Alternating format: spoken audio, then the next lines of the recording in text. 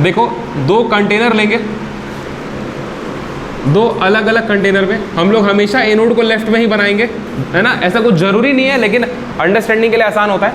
दो कंटेनर में एक इलेक्ट्रोड लगाएंगे, जिसको लेफ्ट वाले में इलेक्ट्रोड लगा के उसको बोलेंगे एनोड, और राइट वाले में भी एक इलेक्ट्रोड लगाएंगे, इसको क्या बोलेंगे, कैथोड बोलेंगे।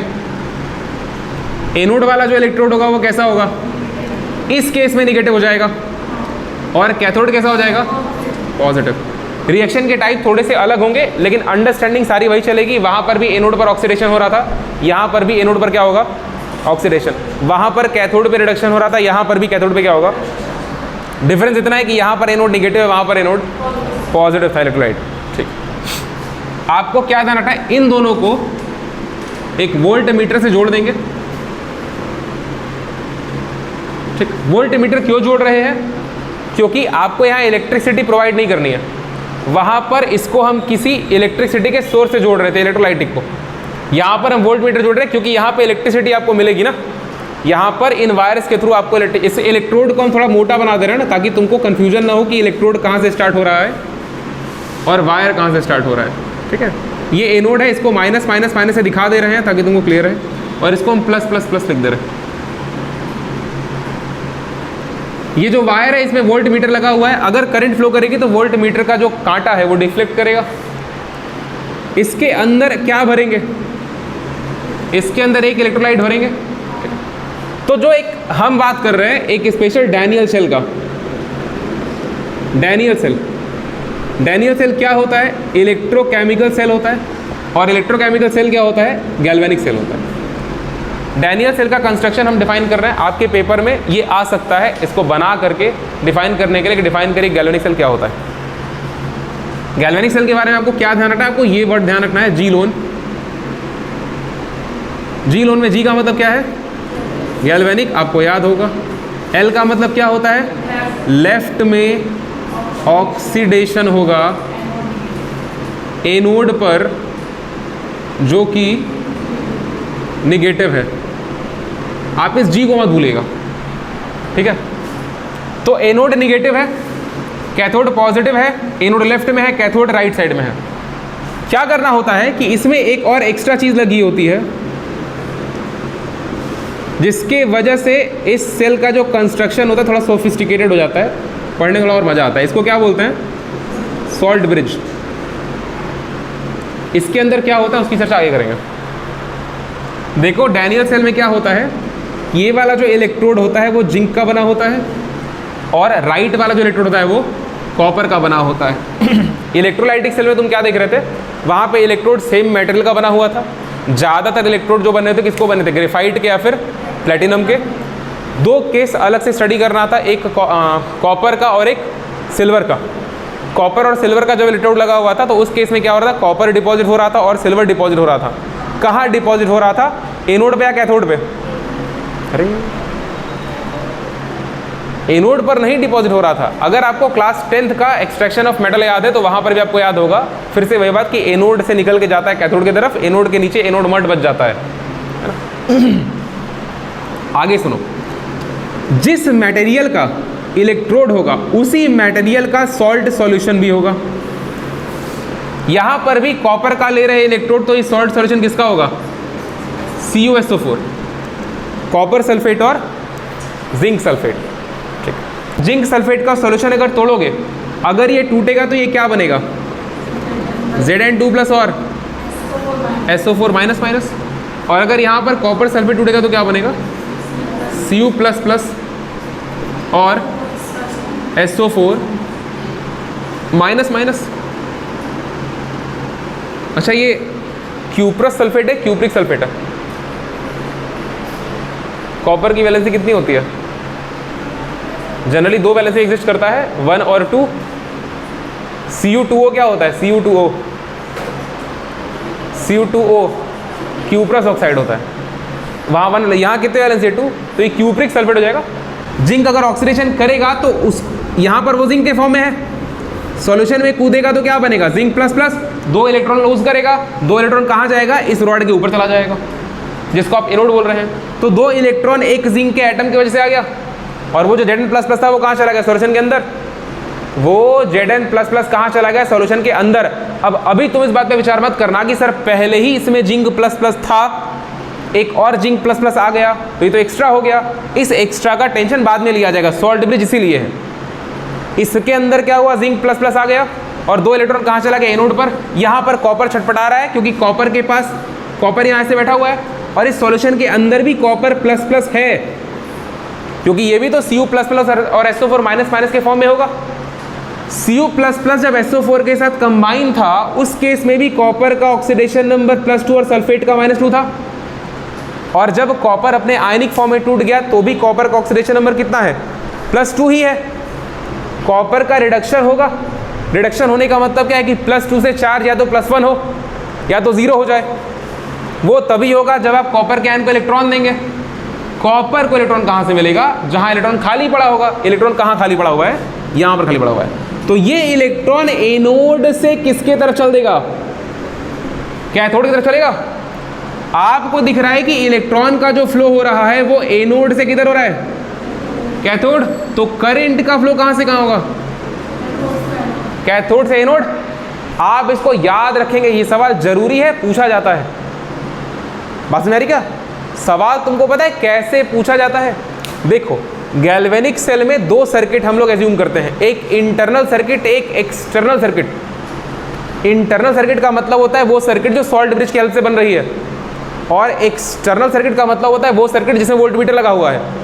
सवाल आपसे ये पूछा जाएगा कि गैल्वेनिक सेल मतलब डैनियल सेल में इंटरनल सर्किट में करंट का डायरेक्शन क्या होता है?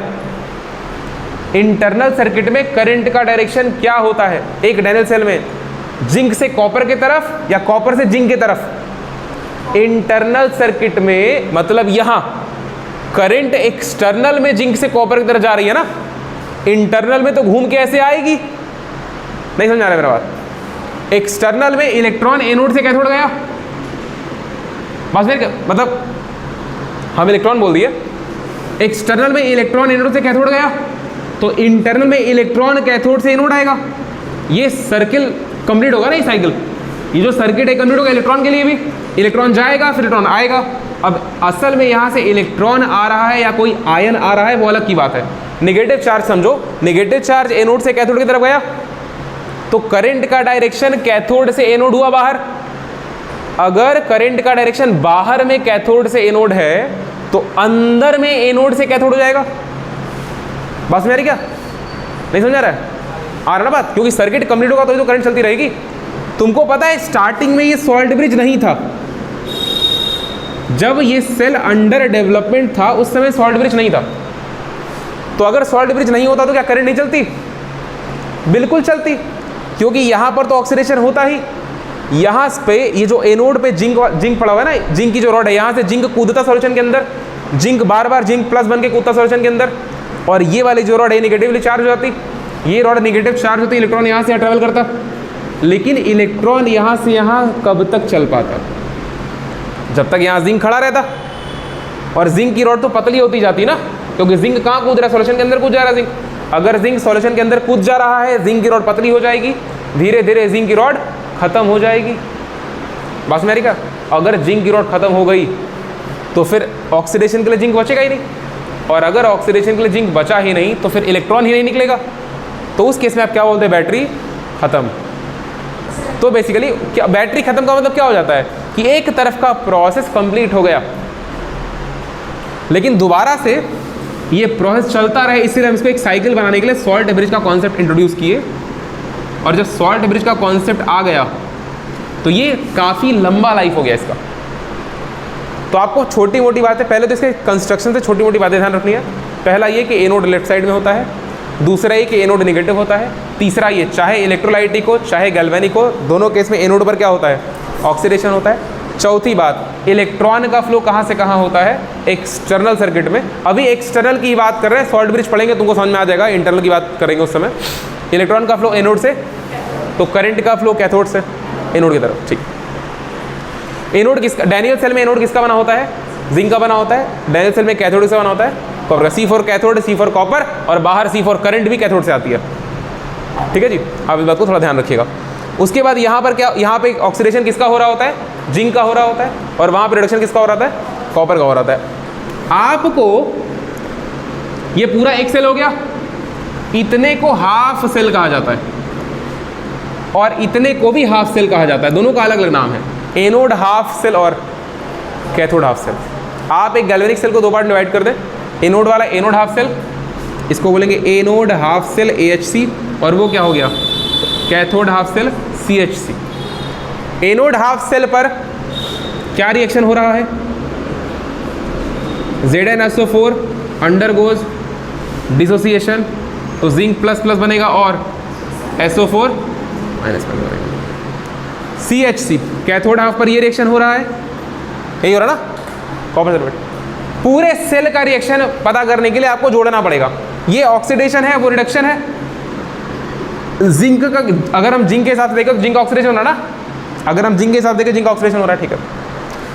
ये जिंक प्लस प्लस का ऑक्सीडेशन नहीं हो रहा, समझना मेरी बात को, ये तो जिंक पहले भी प्लस था अभी प्लस है, यहां वाला जिंक ये जो इलेक्ट्रोड पर जिंक है उसका ऑक्सीडेशन हो रहा है, ये तो टूटा रहेगा, कोई दिक्कत नहीं है। आप यहां पे एक्वस लिख दीजिए, तो यहां भी एक्वस और यहां भी एक्वस, इसको भी एक्वस कर दो, इसको भी एक्वस कर दो और इसको भी एक्वस कर दो। अगर तुम्हारे मन में ये बात है कि सर देखिए ये टूट गया, जिंक के ऊपर +2 चार्ज आ गया, ये जिंक का ऑक्सीडेशन हो, तो ये गलत बात है, क्योंकि इस कंपाउंड में भी जिंक पे +2 था और यहां पर भी +2 है, no oxidation no reduction. Zinc का ऑक्सीडेशन मगर हो रहा है, कौन से जिंक का, जिस जिंक का इलेक्ट्रोड बना हुआ है। तो इस इलेक्ट्रोड वाले जिंक को आप ऐसे लिखेंगे कि Zn अंडरगोज ऑक्सीडेशन, तो ये प्लस प्लस और 2 इलेक्ट्रॉन लूज कर देगा।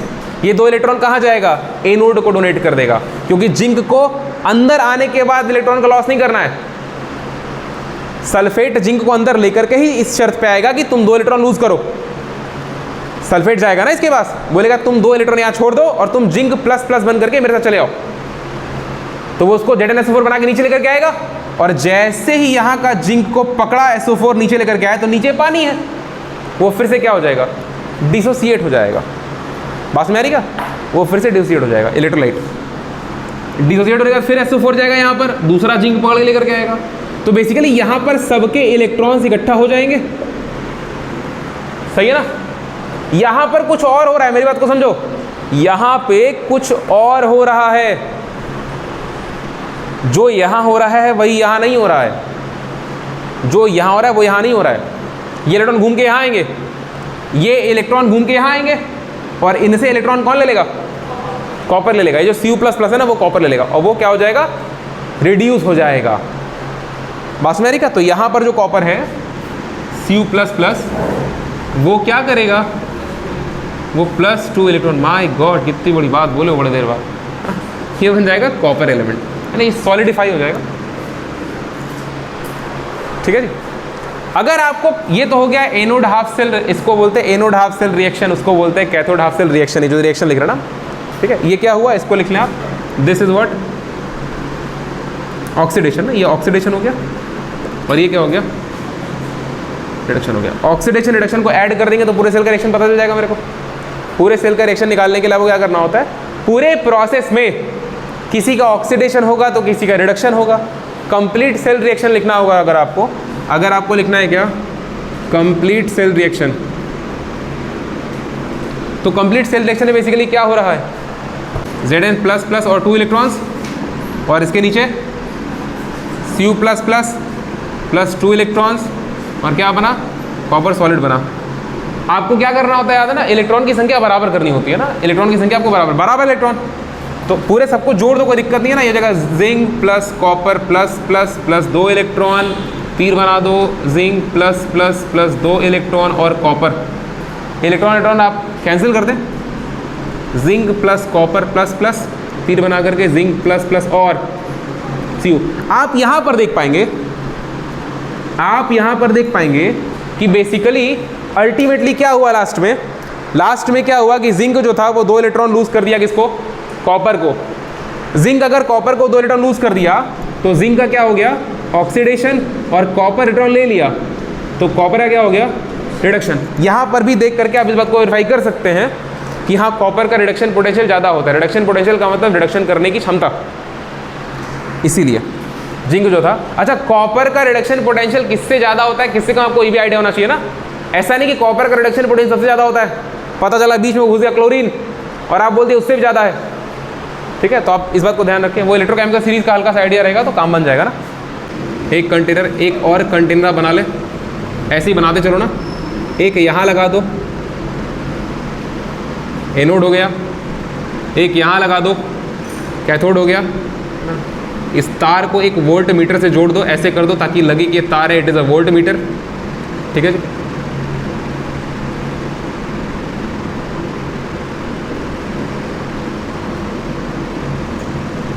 यहाँ पर सॉल्ट ब्रिज इंट्रोड्यूस कर दो।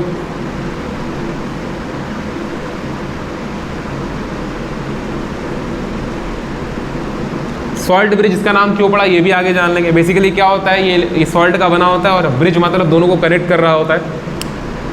इसके बारे में पूरी बात पढ़ेंगे अभी। और इसके अंदर आप इलेक्ट्रोलाइट भर दीजिएगा और दोनों को अंदर डाल देना। ऐसा नहीं है कि इलेक्ट्रोलाइट भर दिया और पता चला इलेक्ट्रोड ऊपर ही तैर रहा है। इसके बारे में लिख लेना यहाँ पे एनोड इधर, और इधर लिखो कैथोड। एनोड पे लिख लेना जिंक और कैथोड पे लिख लो कॉपर। ठीक है, और सुनो, इधर दिखा दो इलेक्ट्रॉन का फ्लो और इसका अपोजिट दिखा दो करंट का फ्लो।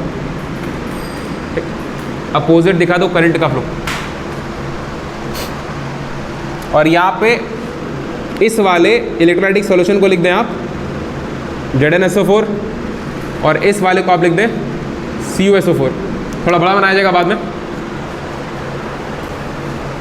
देखो, जब तुम डेफिनेशन लिख रहे थे इलेक्ट्रोकेमिकल सेल का, उसके अंदर एक वर्ड था स्पॉन्टेनियस रिएक्शन। उसके अंदर एक वर्ड था due to spontaneous reaction there is a flow of current, है ना, which you get using electrochemical cell.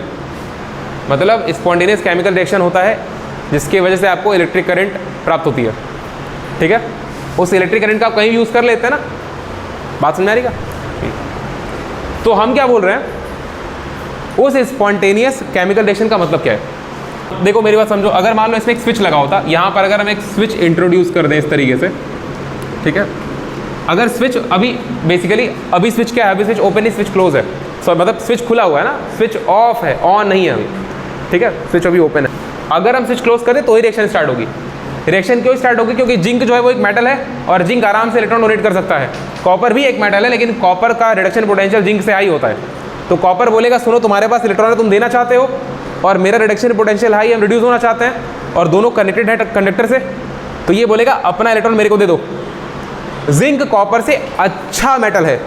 आप ये बोल सकते हैं किस मामले में, ऑक्सीडेशन करने के मामले में जिंक जो है वो अपना ऑक्सीडेशन ज़्यादा अच्छे से करा सकता है एज कंपेयर टू कॉपर।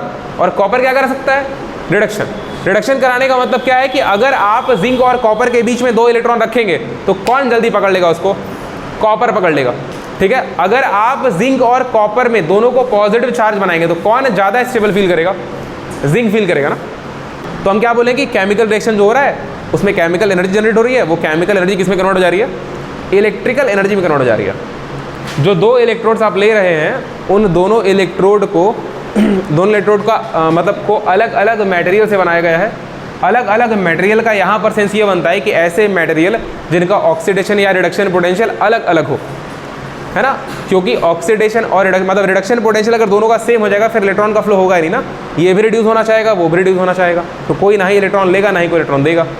तो डिफरेंट मटेरियल का ये मतलब नहीं कि तुम दो डिफरेंट ऐसे मटेरियल पकड़ लो जिनका रिडक्शन पोटेंशियल सेम हो और इलेक्ट्रोड बना के लगा दो और फिर तुम ये बोलो कि सर देखिए हो ही नहीं रहा है, करंट फ्लो कर नहीं रहा ना। मतलब एक हाइपोथेटिकल कॉन्सेप्ट बता रहे हैं कि ऐसा आप ना करें। डिफरेंट मटेरियल का मतलब ये है कि ऐसे मटेरियल जिनका रिडक्शन पोटेंशियल क्या हो, अलग अलग हो, या फिर ऑक्सीडेशन पोटेंशियल के टर्म में बात करें तो नेगेटिव ऑफ रिडक्शन पोटेंशियल हो जाएगा। ठीक है जी, चलिए ध्यान रखना, इलेक्ट्रॉन मूव करता है फ्रॉम नेगेटिव टू पॉजिटिव, है ना, क्योंकि नेगेटिव का मतलब ही होता है एक्सेस ऑफ इलेक्ट्रॉन्स। सही बात है ना। देखो क्या होता है, हम लोग जब इलेक्ट्रोलाइटिक सेल पढ़ रहे थे तो आपको पता है वहाँ पर एनोड पर भी आयंस का डिस्चार्ज हो रहा था और कैथोड पर भी आयन का डिस्चार्ज हो रहा था। यहाँ पर तो उल्टा हो रहा है, एनोड पर चार्ज का फॉर्मेशन हो रहा है। एनोड जो है वहाँ पर जिंक जो था, जिंक का एक एटम, इस बात को समझिएगा, एनोड पर जिंक का जो एटम था वो जिंक का एटम एनोड पे दो इलेक्ट्रॉन छोड़ करके कहाँ कूद गया, सॉल्यूशन में चार्ज बन करके। यहाँ पे इलेक्ट्रोड के पास कैटायंस का फॉर्मेशन हो रहा है। एनोड के पास निगेटिव इलेक्ट्रोड जो है उसके पास कैटायन का फॉर्मेशन हो रहा है, और ये निगेटिव इलेक्ट्रोड बन ही इसलिए रहा है क्योंकि ये अपना इलेक्ट्रॉन लूज कर दे रहा है। तो यहां पर चार्ज खत्म हुआ या जनरेट हुआ? जनरेट हुआ ना, देखो एक कैटायन भी और एक इलेक्ट्रॉन भी यहां पर जनरेट हो गया। डिस्चार्ज कहां पर होगा? ये इलेक्ट्रॉन घूम के यहां आएगा। इलेक्ट्रॉन किसको चाहिए? कॉपर को। कौन से कॉपर को? जो यहां पड़ा हुआ है या फिर सॉल्यूशन के अंदर है? सॉल्यूशन के अंदर है। तो यहां पर ये इलेक्ट्रॉन जब घूम करके आया, 2 इलेक्ट्रॉन, तो ये कॉपर क्या करेगा? इसको जाके पकड़ लेगा और यही डिपॉजिट हो जाएगा। बस मेरी का जब पकड़ लिया तो वो तो फिर चार्ज आ नहीं ना, वो कॉपर सॉलिड बन गया, न्यूट्रल हो गया, तो वो इसी पे जाके चिपक जाएगा। बस मेरी का तो फिर इसके अंदर SO4 बचता चला जाएगा, माइनस माइनस। इसके अंदर कौन बढ़ रहा था? जिंक प्लस प्लस कूद कूद करके, और इसके अंदर कौन बढ़ रहा था? SO4 minus. इसका कोई जुगाड़ करना पड़ेगा ना, उसी का जुगाड़ है ये सॉल्ट ब्रिज। ठीक है, आगे बढ़ते हैं, बात समझ आ गई ना। तो ध्यान रखिएगा, गैल्वेनिक सेल में डिस्चार्ज कहां पर हो रहा होता है? कैथोड पे। गैल्वेनिक सेल में डिस्चार्ज कहां हो रहा होता है? कैथोड पे हो रहा होता है। ठीक है, C4 कॉपर, C4 कैथोड, और कॉपर क्या करेगा? रिडक्शन करेगा। तो प्लस प्लस जो सॉल्यूशन में कॉपर है वो फट से जाएगा इलेक्ट्रॉन। कौन सा इलेक्ट्रॉन उठाएगा? जो जिंक यहाँ दिया था, और जिंक इलेक्ट्रॉन यहाँ से चल कर जाएगा, बस मेरी और इलेक्ट्रॉन ले लेगा। बात समझ आई? वो पॉजिटिव चार्ज नहीं बोलेंगे उसको, ये इसके कंपैरिजन में पॉजिटिव है कैथोड। नहीं ऐसे नहीं होगा, ऐसे तो पूरा सर्किट ही न्यूट्रल है ना, पूरा सर्किट। इलेक्ट्रोलाइटिक सेल में भी पूरे सर्किट पे कितना चार्ज होता है? 0 होता ना, क्योंकि बैटरी के टर्मिनल की वजह से एनोड और कैथोड बना होता है वहां पर। बात समझ आ रही है? ये आप समझिए, रिलेटिव चार्जिंग है ना। ये दिया इलेक्ट्रॉन, तो ये आपको नेगेटिव दिख गया, और इलेक्ट्रॉन इधर चल रहा है, इसका मतलब ये कैसा होगा? पॉजिटिव। ये सब अंडरस्टैंडिंग का खेल है। ठीक है, ये जिंक इलेक्ट्रॉन दिया तो ये नेगेटिव बन गया, और इलेक्ट्रॉन चलने लगा तो ये क्या बन गया? पॉजिटिव। क्यों? क्योंकि इलेक्ट्रॉन नेगेटिव से पॉजिटिव की तरफ आता है। ऐसा मत समझना, दोबारा से हम बोल रहे हैं कि सर पहले जिंक वाले एनोड को नेगेटिव चार्ज करके लगाएंगे और कॉपर वाले कैथोड को पॉजिटिव चार्ज करके लगाएंगे, उसके बाद हर के इलेक्ट्रॉन ट्रांसफर हो जाएगा। ऐसा नहीं होगा ना, ऐसा नहीं होगा। फिर तो जब तुम चार्ज कर ही दे रहे हो तो वो चार्ज यहाँ खत्म हो जा रहा है, तो प्रॉफिट क्या हुआ आपको? बस मेरी का प्राइमरी बैटरी वो बैटरी होती है जो चार्ज नहीं कर सकते आप ना। जिंदगी में पहली बार जब आदमी बैटरी बनाया होगा तो ऐसी बैटरी बनाया होगा जो चार्ज नहीं हो पाती है, उसमें चार्जिंग कॉन्सेप्ट नहीं रहा होगा। तो प्राइमरी पहली बैटरी जिसको आप एक बार यूज़ करें ख़त्म हो गया। फिर उसके बाद जब दुनिया में आगे बढ़े तो फिर सेकेंडरी बैटरी लीजिए, चार्ज भी कर लीजिए, फेंकिए मत। किसी को अगर सॉल्यूशन याद है? एनी बडी अगर सॉल्यूशन कभी नहीं सुने हो?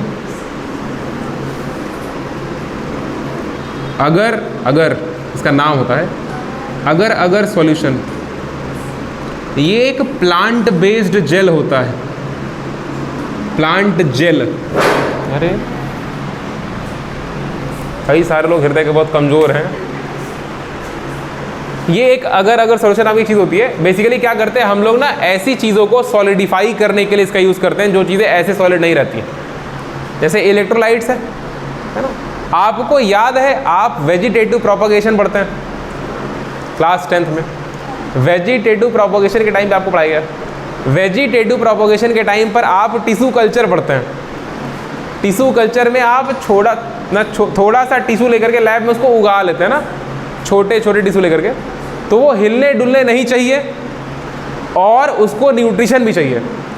तो न्यूट्रिशन को अगर सॉल्यूशन में डालते हैं, उस टिश्यू को इसमें डाल वाल करके प्रॉपरली ग्रो करवाते हैं। ठीक है, वहाँ पे अगर सॉल्यूशन का यूज़ किया जाता है। टिश्यू कल्चर पढ़े हो ना, टिश्यू कल्चर। तो वहाँ पे तो अगर solution has a very wide range of uses. ठीक है, इसका बहुत ज़्यादा यूज़ किया जाता है केमिस्ट्री में और बायोलॉजी में भी ऑब्वियसली। तो हम क्या बोल रहे हैं कि अगर सॉल्यूशन जो होता है उसके अंदर हम लोग क्या मिला देते हैं? हम लोग इलेक्ट्रोलाइट्स मिलाते हैं। जैसे KCl हो गया, NaCl हो गया। ठीक है, एक सॉल्ट उठाते हैं, उस सॉल्ट को अगर सॉल्यूशन मिला के थोड़ा सॉलिडिफाई कर देते हैं और उसको ग्लास के इस ट्यूब में भर देते हैं ताकि वो हिले डोले ना, वो सॉलिड रहे। लेकिन ये एकदम सॉलिड नहीं होता है जैसे लोहा, कि आदमी चल ही ना पाए। बात समझ आ रही क्या? इसमें आयंस मूव कर पाते हैं। इसके अंदर डाल के इसको उलट करके इसी में फिट कर देते हैं। बात समझ आ रही क्या? ताकि आयंस का फ्लो हो पाए। अब आयंस का फ्लो क्यों हो पाए ये आपको समझ में आएगा आगे जब आप सॉलिड ब्रिज के बारे में और भी पढ़ेंगे। बस मेरी सॉल्ट ब्रिज के अंदर आप क्या क्या डाल सकते हैं, आप अगर सॉल्यूशन डालेंगे उसके साथ में यूज के हिसाब से आपको जो इलेक्ट्रोलाइट समझ में आएगा, तुमको नहीं समझना ना, तुमको नहीं समझना है, जो आदमी इस सेल का कंस्ट्रक्शन कर रहा होगा डैनियल वाला उसको समझना है। अगर